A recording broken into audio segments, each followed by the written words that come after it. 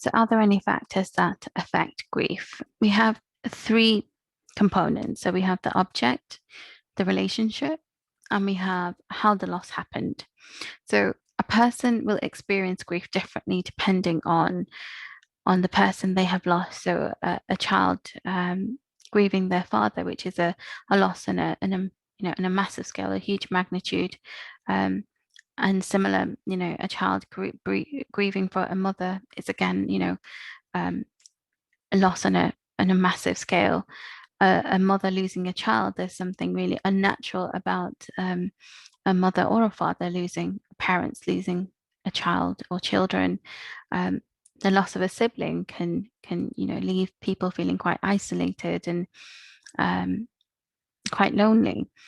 Losing a friend, teacher, and or stranger. Perhaps if it's a stranger, the grief would be somewhat secondary because we don't really have a personal connection to that person. It might be an account that you've heard from a friend or a colleague, or somebody that you've come into contact with. So the impact of that grief wouldn't be long lasting, perhaps somewhat fleeting. Yeah. And in terms of the relationship, so what kind of relationship did they have? Did they have a loving relationship? Was there any ambivalence in the relationship? Was there any abuse or cruelty? And was there any trauma involved? I think this is really important because the relationship that we share with the bereaved can dictate or hugely influence the kind of perhaps grieving style that we might have, or the pattern of the grief that we experience, or the loss, which reminds me of a client that I had, and he was from quite an affluent family. His parents were quite wealthy, but his father was somewhat irresponsible when it came to the children, the responsibility that he had to his family, and providing for them. So the father had lost all of their wealth. He grew up becoming quite resentful of his children, and got to the stage where he was abusing the children physically, abusing the mother physically, and this this young man grew up resenting his father quite a lot because he was the object of their pain and suffering.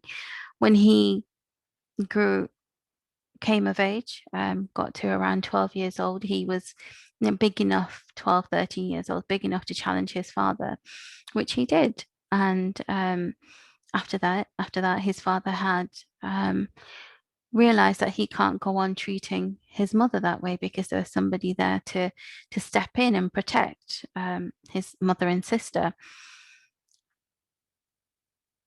This client, after several years of being the go-between for his mother and sister, when his father passed away, he really struggled to grieve for him because he was the reason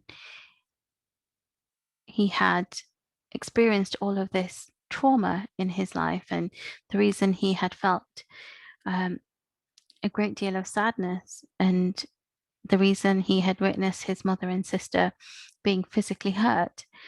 And he said, I'm happy that he's dead, but also couldn't deal with the guilt that he experienced for not feeling as though he had grieved for his father. He really struggled to come to terms with that. So this is, a typical example of how there was the nature of the relationship that they had caused a lot of ambivalence, caused a lot of hurt and pain and guilt, and some real complicated feelings due to the nature of the relationship. And the third one is how the loss happened. So if we look at, how did they die? Was it a sudden death? Was it timely or untimely?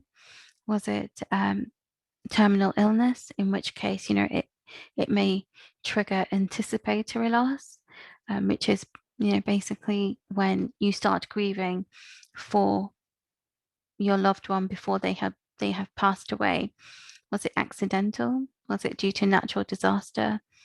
Were they a victim of a crime? Um, or were they the perpetrator of that crime? And was it suicide? And if it is suicide, then perhaps, there's some stigma. Well, there is stigma attached to that. People have very matter of fact views about how we ought to deal with somebody who's died or taken their own life through suicide.